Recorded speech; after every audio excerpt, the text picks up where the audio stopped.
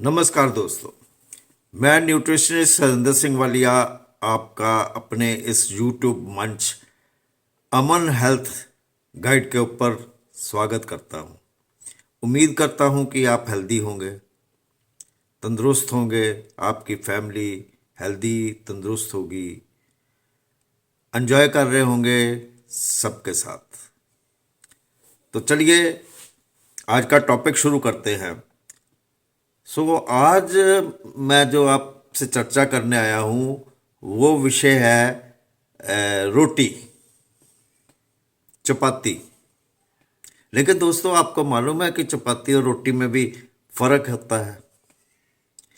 क्या आपको मालूम है कि चपाती भी कई तरह की होती है, रोटी भी कई तरह की होती है। चलिए आगे हम इसी पे बात करेंगे।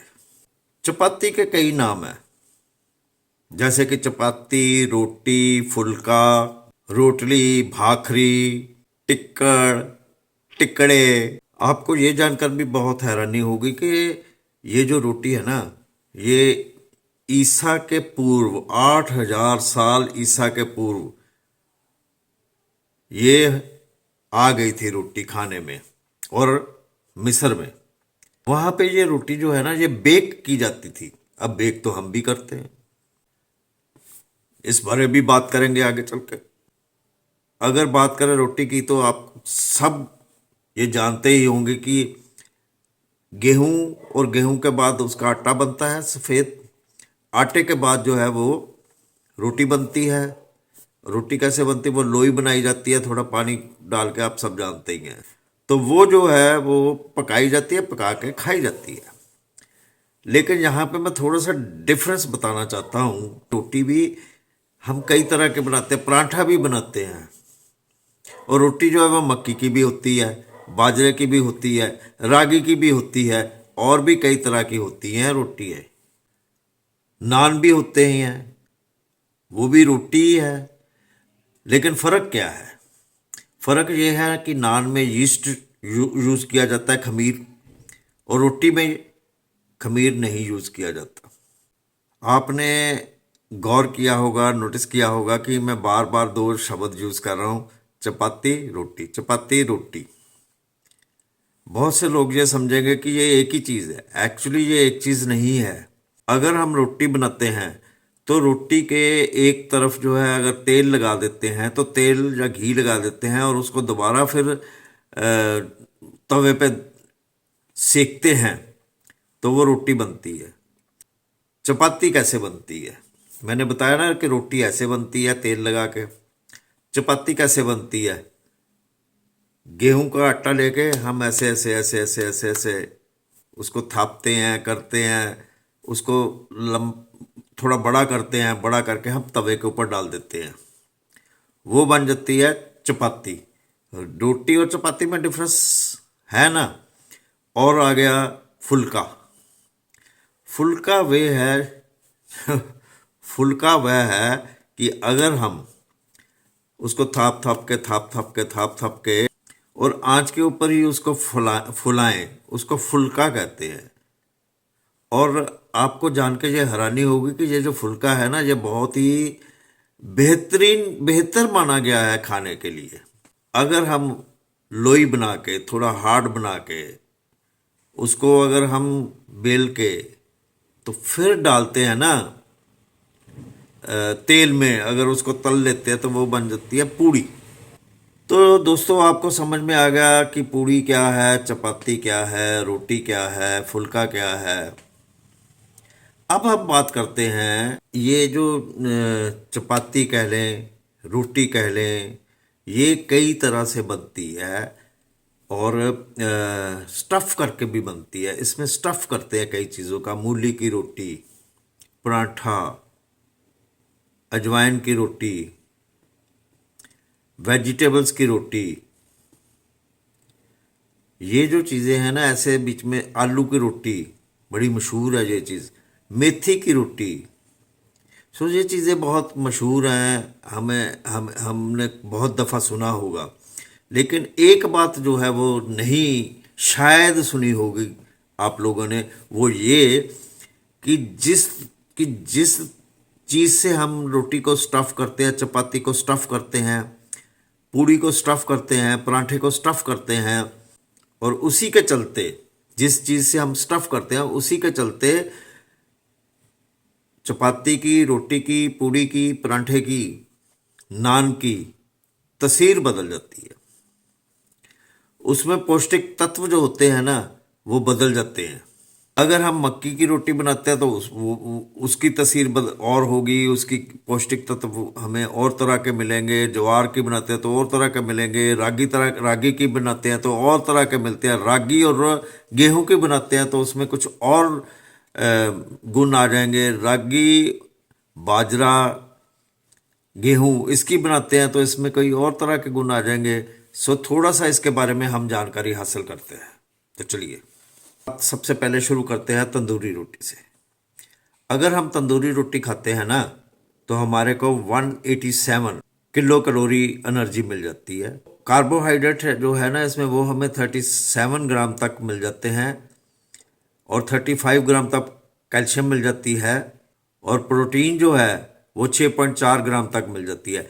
ये बात हम कर रहे हैं अब, और आगे भी बात जो करेंगे ये हम कर रहे हैं कि 100 ग्राम आटा के ऊपर, कि अगर हम 100 ग्राम आटा लेते हैं तब, यानी कि रोटी, चपाती, नान वगैरह इन सब का जो है वो 100 ग्राम वजन के बारे में बात कर रहे हैं।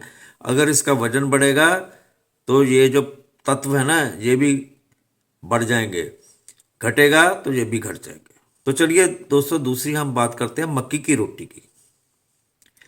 अगर हम मक्की की रोटी खाते हैं 100 ग्राम आटे के ऊपर की बात हो रही है, सबकी आगे जाके 100 ग्राम के ऊपर ही होगी, चाहे वो स्टफ्ड हो।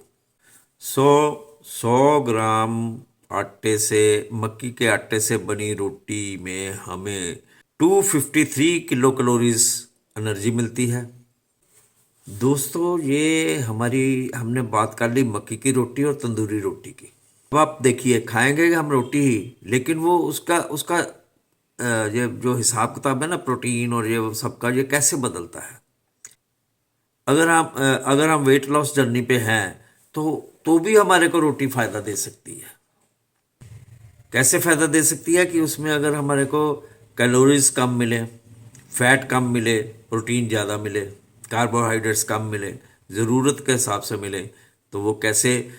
देखिए अगर हम रोटी जो है वो स्टफ़ बनाते हैं ना प्याज के साथ, यानी कि प्याज को रोटी में स्टफ़ किया जाता है और उसको टमाटो करी के साथ खाया जाता है, तो हमारे को इसमें 80 किलो कैलोरी एनर्जी मिलेगी। बात करें कार्ब की तो वो 12 के आसपास हमें मिल जाएगा इस रोटी में, प्याज के साथ स्टफ़ की हुई और टमाटो करी के साथ खाई हुई। बात करें प्रोटीन की तो वो भी रिड्यूस होगा, वो भी हमारे को 2.3 ग्राम ही इसमें से मिलेगा। और विटामिन सी इसी प्याज वाली रोटी में हमारे को मिल जाएगा 8.5 तक। अगर यही रोटी हम प्याज की बजाय सिंपल रोटी जो है वो बटर के साथ खाएं तो एनर्जी जो है वो हमारे को मिलेगी 256 किलो कैलोरी। प्रोटीन हमारे को मिल जाएगी 7 ग्राम के आसपास, कार्ब्स हमारे को मिल जाएगा 41 ग्राम के आसपास, फैट हमारे को मिल जाएगा 7 ग्राम तक। और अगर यही रोटी हम घी के साथ खाते हैं तो यही पैमाना रहेगा, थोड़ा सा इसमें फ़र्क होगा, ज़्यादा नहीं, हर एक चीज़ में। इसी तरह से अगर हम पारसी स्टाइल रोटी की बात करें तो उसमें हमारी जो एनर्जी है ना हमारे को वो बहुत काफ़ी मतलब काफ़ी बढ़ जाएगी। ये जैसे 240 हुआ वो पहुंच जाएगा 290 तक, बाकी इतनी ही रहेगी चीज़ें आसपास, इसी के आसपास।